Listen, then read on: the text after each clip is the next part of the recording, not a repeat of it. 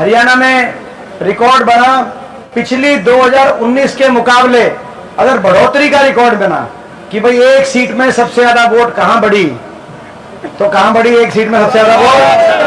मैं बधाई देता हूं जिनको नहीं पता हो, कईयों को तो पता चल रही है बात। सबसे ज्यादा देश में एक सीट पर एक पार्टी की वोट बढ़ी, तो पिछले इलेक्शन 2019 के मुकाबले कांग्रेस की 33% वोट बढ़ोतरी है, 33% हिसार के अंदर।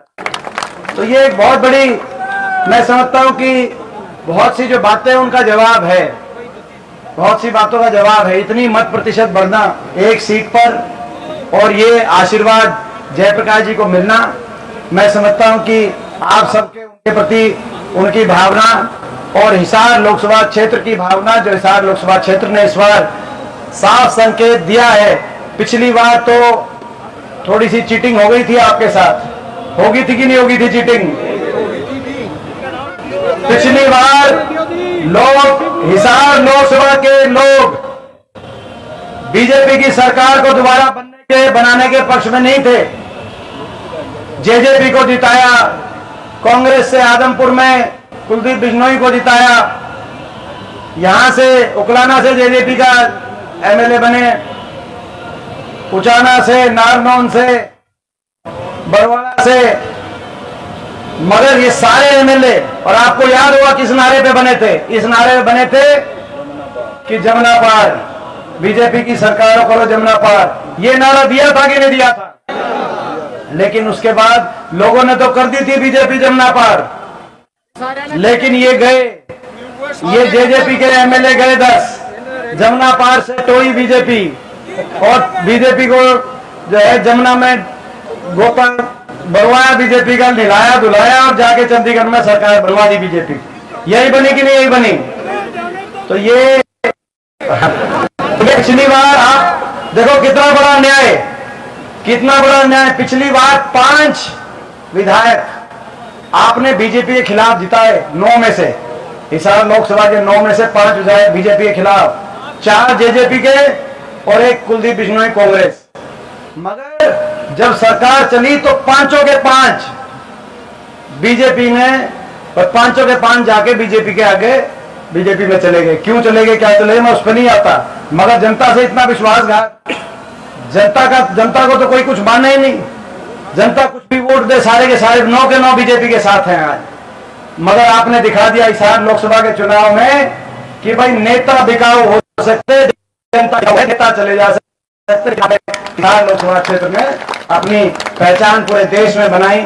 मैं उसके लिए जयप्रकाश जी को बधाई देता हूं, आपको बधाई देता हूं। और आज ये जो हमारा अभियान चल रहा है, हर मांगे, क्योंकि बीजेपी की सरकार ने इन 10 साल में देश में भी सरकार, चंडीगढ़ में भी इनकी सरकार हरियाणा का बड़ा नुकसान कर दिया कि नहीं कर दिया नुकसान? हरियाणा का भट्टा बिठा दिया इन्होंने। जो हरियाणा विकास का प्रतीक था, खुशहाली का प्रतीक था, अमन चैन शांति भाईचारे का, खुशहाली का प्रतीक हरियाणा 2014 से पहले हम याद करें, आज वो हरियाणा 10 साल की बीजेपी की सरकार के बाद, कार्यकाल के बाद बन गया बेरोजगारी का प्रतीक। देश में यही सवाल हमने इस अभियान के माध्यम से 15 सवाल पूछे आज से 1 महीने पहले इस सरकार से, लेकिन एक सवाल का जवाब इस सरकार नहीं दिया। बड़े सीधे सवाल हैं, 10 साल की आपकी सरकार के बाद बीजेपी वाले बताओ कि देश में सबसे ज्यादा बेरोजगारी, और ये हम नहीं कह रहे, भारत सरकार बता रही है, भारत सरकार संसद में जवाब में बता रही है कि 2024 में 23-24 में सबसे ज्यादा हरियाणा में है। तो देश में सबसे ज्यादा बेरोजगारी हरियाणा में क्यों है? अपराध, क्राइम, सबसे ज्यादा अपराध दर आज हरियाणा में क्यों हो गया? देश में सबसे ज्यादा नशा, पंजाब से भी ज्यादा नशा हरियाणा में। सीएम का फैसला कांग्रेस हाईकमान करता है, हमारे यहाँ कोई प्रदेश अध्यक्ष नहीं है, इस बारे आपका क्या कहना है? देखिए, जो हमारा अभियान हरियाणा मांगे हिसाब अभियान पार्टी का, हमारे प्रदेश कांग्रेस कमेटी की तरफ से अभियान की शुरुआत आज से 1 महीने पहले हुई, और इसमें कोई नई बात नहीं है। सत्ता पक्ष है, विपक्ष का सवाल पूछना और जनता का सवाल पूछने का अधिकार है। 10 साल में हरियाणा की दुर्दशा के लिए कोई जिम्मेदार है तो भारतीय जनता पार्टी जिम्मेदार है, और इसीलिए हमने ये 15 सवाल भाजपा सरकार के सामने रखे आज से 1 महीने पहले, और आज तक इन 15 सवाल पे भाजपा सरकार का कोई जवाब नहीं आया। बड़े सिंपल से प्रश्न है, देश में सबसे ज्यादा बेरोजगारी भारत सरकार के अनुसार हरियाणा में क्यों है? कितना बुरा नुकसान हरियाणा नौजवान का हो गया देश में सबसे ज्यादा बेरोजगारी। देश में सबसे ज्यादा क्राइम, सबसे ज्यादा अपराध आज हरियाणा में क्यों है भारत सरकार के अनुसार? देश में सबसे ज्यादा महंगाई हरियाणा में क्यों है? क्यों आम जनता को पोर्टल और आईडीज में फैमिली आईडी, पहचान पत्र और पोर्टलों में उलझा दिया है सरकार ने? जब गुजरात में पोर्टल नहीं तो हरियाणा में क्यों पोर्टल? और दूसरी तरफ नौजवानों को क्यों सीईटी और कच्ची भर्तियों में उलझा दिया और पक्की नौकरी मिली नहीं? 3 साल से सीईटी हुई नहीं, एक बार सीईटी हुई, उसके बाद से नौजवान चक्कर काट रहे हैं। लोगों को पोर्टल आईडियों में उलझा दिया, नौजवानों को सीईटी में और कच्ची नौकरियों में उलझा दिया। कौशल निगम की बात हो, अग्निवीर की बात हो, क्यों हर वर्ग का शोषण किया गया? किसान पे इतना अत्याचार आपने देखा, 750 किसानों की एक तरफ जान गई। छोटे छोटे बच्चों को स्कूलों के आगे धरने देने पड़े, 5000 स्कूल बंद हो गए और 500 स्कूलों के आगे धरने चले। देश में कहीं और ये उदाहरण नहीं है कि छोटे छोटे बच्चों को स्कूलों के आगे धरने देने पड़े हों। हरियाणा छोड़ के कोई दूसरा उदाहरण नहीं बना। और हमारी बेटियों को दिल्ली की सड़कों पर धरने देने पड़े, अपने न्याय के लिए उनको घसीटा गया, आपने देखा। ये हमारे सारे प्रश्न हैं, लेकिन अभी तक एक भी प्रश्न का जवाब भाजपा ने नहीं दिया है। आप खुद पत्रकार हैं, आप जागरूक हैं। 10 साल की आज बदहाली की आवाज और सवाल आप लोग भी चाहते हो कि पत्रकारिता का प्रश्न होता है, सरकार से 5 साल का हिसाब लें अपना। तो ये हम आपके लिए भी, आपके माध्यम से हमारे प्रश्न सरकार तक पहुंचे, सरकार जवाब दें। सर, विनेश ने यहाँ से जाने से पहले अपने ट्विटर में हैंडल पे लिखा था कि उनके साथ कुछ भी हो सकता है, ओलंपिक में वो गोल्ड से पीछे रहेगी। आप क्या मानते हैं, इसमें कोई राजनीतिक साजिश हो सकती है? देखिए, जो हुआ है वो देश के सामने है, और जो कल पीटी उषा और इंडियन ओलंपिक एसोसिएशन ने जब अभी सुनवाई अंतर्राष्ट्रीय कोर्ट में एक सुनवाई चल रही है मेडल की, देश का ही मेडल आता ना वो, उससे पहले ये लिख के देना कि ये सारी जिम्मेदारी खिलाड़ी की थी और हमारी कोई इंडियन ओलंपिक आयोग की कोई जिम्मेदारी नहीं थी। जो साथ में जो चल रहे थे डॉक्टर, स्पोर्ट्स स्टाफ, बोले ये हमारी जिम्मेदारी नहीं थी, वेट की जिम्मेदारी केवल खिलाड़ी की थी। ये ऑफिशियल अगर ये चिट्ठी ऐसे समय में आना जब अंतर्राष्ट्रीय एक court of arbitration of sports के आगे ये मुकदमा चल रहा हो, तो आप क्या नियत मानेंगे इसमें? तो मेडल लाने की नियत है। और मैं पूछना चाहता हूं इनसे कि जिन्होंने ये चिट्ठी कल लिखी, अगर कोई जिम्मेदारी किसी अधिकारी की नहीं थी, खिलाड़ी तो 124 गए, लगभग 600 करीब अधिकारी साथ गए, तो जो अधिकारी जो थे वो क्यों गए अगर उनकी जिम्मेदारी कुछ नहीं थी? वो ऑफिशियल क्या पेरिस में घूमने गए थे, उनकी कोई जिम्मेदारी नहीं थी? तो मैं समझता हूं कि ये एक जांच का विषय है कि ये चूक कैसे हुई, किस स्तर पे हुई, किसकी जिम्मेदारी थी। बहुत से प्रश्न देशवासियों के दिलो दिमाग पे हैं, ये जांच का विषय है। निश्चित एक बार ये पहले फैसला हो, उससे उस समय तक हम जो है फैसले के बाद जो भी एक मेडल का फैसला होगा, इस पे जांच कॉन्स्टिट्यूट होनी चाहिए, जिस पे विश्वास बने। मगर इस सरकार से मैं उम्मीद नहीं है कि ऐसा कुछ होगा। दीपेंद्र जी, कांग्रेस आरोप लगा रही है 10 साल में भ्रष्टाचार हुआ है। एक बार वो पूरा हो जाए बात। हमारा बहुमत होता तो हम इनको राज्यसभा भेज देते। भूपेंद्र सिंह हुड्डा जी का बयान आने के बाद आजकल बीजेपी वाले भी इसी बयान को दोहरा रहे हैं कि हम उनको भेज देंगे अगर वो इच्छा रखती है। देखिए, ये मैं उस हुड्डा साहब ने जो ये बात रखी है, मैं पूरी तरह सहमत हूँ, क्योंकि जो विनेश हैं वो केवल उनकी केवल भावनाएं हर्ट हुई हैं, ऐसी बात भी नहीं है।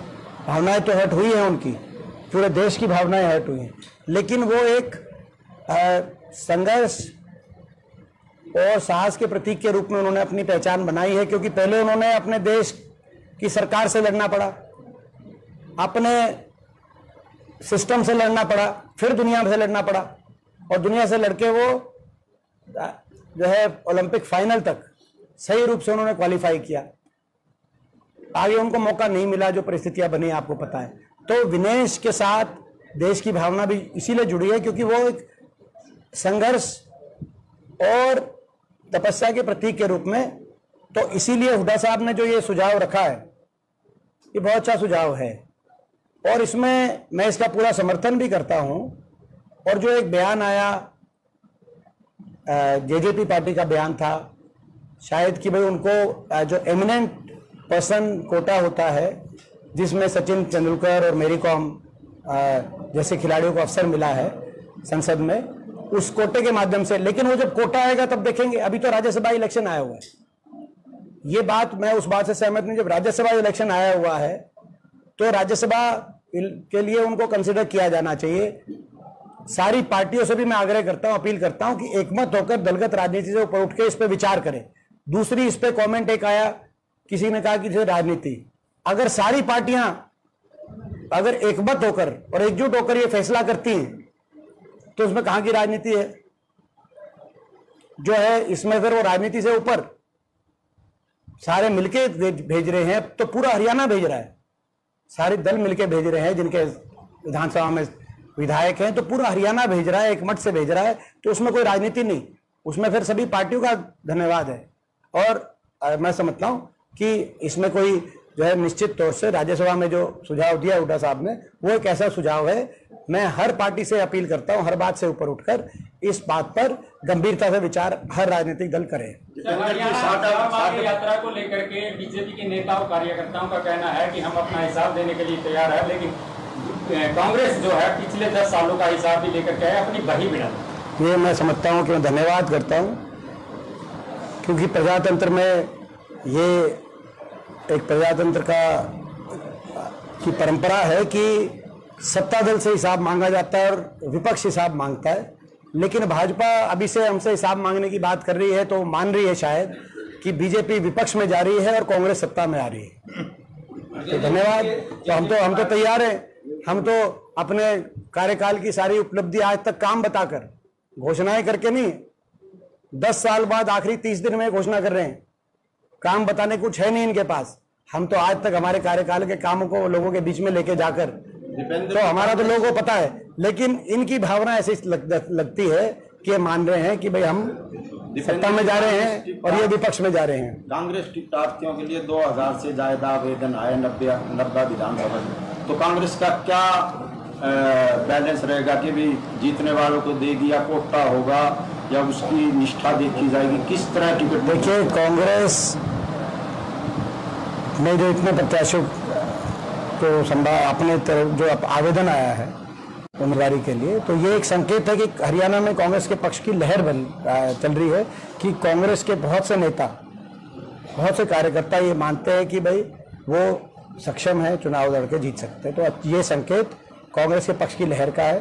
टिकट वितरण की जो हमारी प्रणाली है, उसी प्रणाली के अंतर्गत कांग्रेस की हमारी अपनी प्रणाली है, स्क्रीनिंग कमेटी बनती है, फिर सीसी बनती है, जिस प्रणाली के तहत कांग्रेस ने लोकसभा चुनाव में मेरिट पर टिकट वितरण करने का काम किया था, जिसकी वजह से देश में सबसे ज़्यादा सर्वाधिक मत प्रतिशत 29 प्रदेशों में हरियाणा में कांग्रेस पार्टी का आया। उसमें टिकट वितरण का भी केवल जो प्रदेश की नेतृत्व उदय भान जी और हुड्डा साहब को तो बधाई मैं देता ही हूँ, प्रदेश के नेतृत्व और राष्ट्रीय नेतृत्व को, जिन्होंने प्रदेश की कमान उदय भान जी और हुड्डा साहब के हाथ में सौंपी, तभी देश में सबसे ज़्यादा वोट आई कांग्रेस की।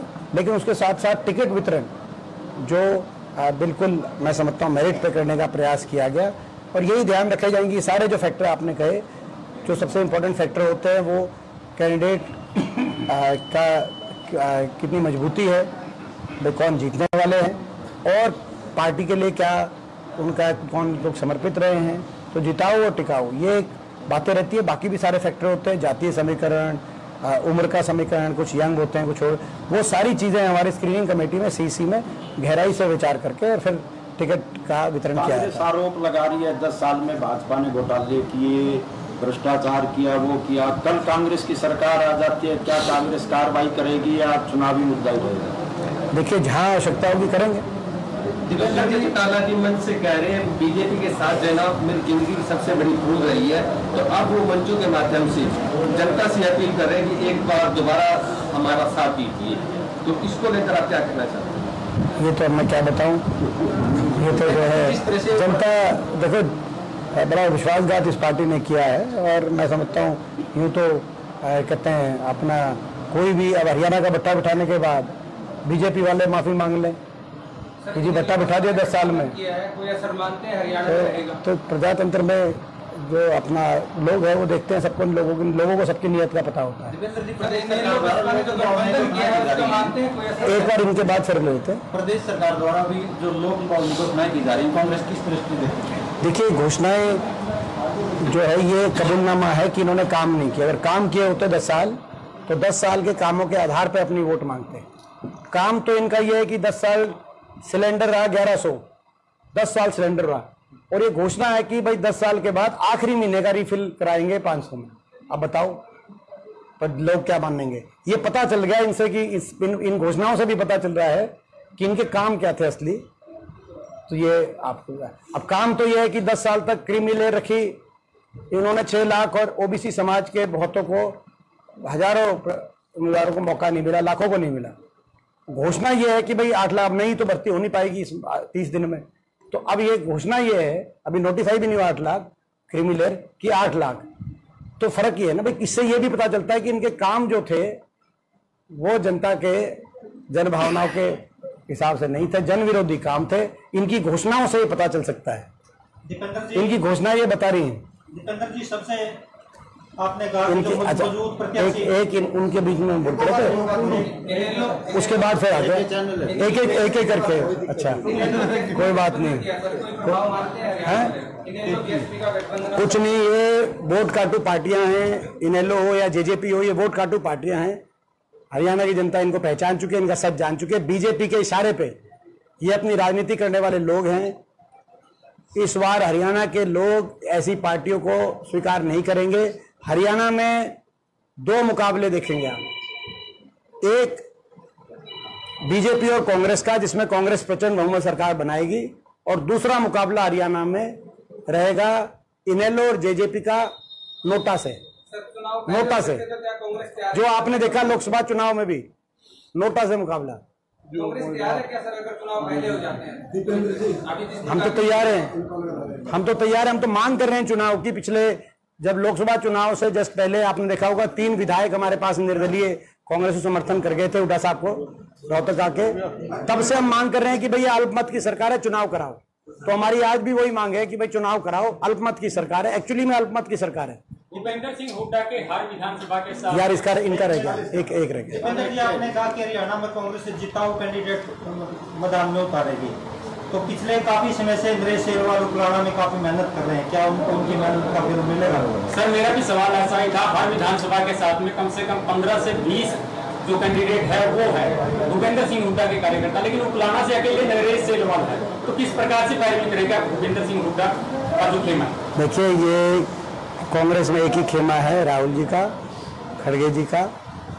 कांग्रेस एकजुट है, और जैसे मैंने कहा मेरिट पे जिन्होंने मेहनत करी है, लोगों के बीच में जो रहे हैं, आपने देखा लोकसभा चुनाव में भी आपने हमारे टिकट वितरण में देख लिया था, तो विधानसभा चुनाव में भी वैसा ही टिकट वितरण कांग्रेस पार्टी का रहने जा रहा है। सर्वेस पे लोगों के बीच की भावना जानते हुए कांग्रेस सबसे बढ़िया उम्मीदवारों को उतारेगी। आपको याद होगा लोकसभा चुनाव में जब टिकट बटी, तो टिकट बटते ही ये कहा भाई कांग्रेस अब मुकाबले में आ गई पूरे हरियाणा में। कहा आप भी कहा कहने वाले थे कि नहीं कहने वाले थे? अब तो आप पहले ही कह रहे हो कि कांग्रेस जीत रही है। तो जब टिकट वितरण होगा तो इस बार ये अप्रत्याशित टिकट वितरण के बाद कांग्रेस के पक्ष में माहौल बनेगा हरियाणा में। आपको नहीं लगता आपकी बार भी कांग्रेस को रायगी? देखिए 3-3 गुट हो रहे, वो कह रहे हैं मैं सीएम। देखिए ऐसा है जो है, मैं समझता हूँ कांग्रेस एकजुट है। अगर गुटबाजी कहीं है और भीतरघात की एफआईआर कहीं कट रही है तो बीजेपी मुख्यालय पे कट रही है। वो आप खबर दिखाओ, आप दिखाते नहीं हो। आप रंजीत चौटाला से पूछो कि कितनी मदद जो है रणबीर चौटाला जी की मदद कितनी कैप्टन अभिमन्यु जी ने करी थी, रणवीर गंगवा जी ने करी थी। आप डॉक्टर अरविंद शर्मा से पूछो कितनी मदद मनीष ग्रोवर जी ने करी थी, नरेश कौशिक जी ने करी थी। आप मोहन बडोली जी से पूछो कि उनके कितने विधायकों ने, बीजेपी के विधायकों ने सोनीपत में उनकी मदद करी थी। आप राव इंद्रजीत सिंह जी से पूछो कि वो क्यों जो है उनकी भाषा जो बीजेपी सरकार को का जो बीच बीच में वो कह रहे हैं, क्यों कह रहे हैं। आप धनखड़ साहब से पूछो, धनखड़ साहब को हटवाने में किस नेता का रोल रहा। आप जरा अकेले से उनसे बात करके आना। आप कृष्णपाल जी गुजर से बात करना। आप पूछना कि आदमपुर चुनाव में ज्यादातर बीजेपी के नेता क्यों नहीं आए। तो गुटबाजी की और भीतरघात की एफआईआर कहीं कट रही है, तो उसका एड्रेस है बीजेपी मुख्यालय। गुटबाजी वहां है। हरियाणा में एक गुट है, हरियाणा में राहुल जी का गुट है। राहुल जी के आशीर्वाद से, खड़गे जी के आशीर्वाद से प्रदेश कांग्रेस कमेटी चौधरी उदय भान जी की अध्यक्षता में और नेता विपक्ष चौधरी भूपेंद्र सिंह हुड्डा जी के नेतृत्व में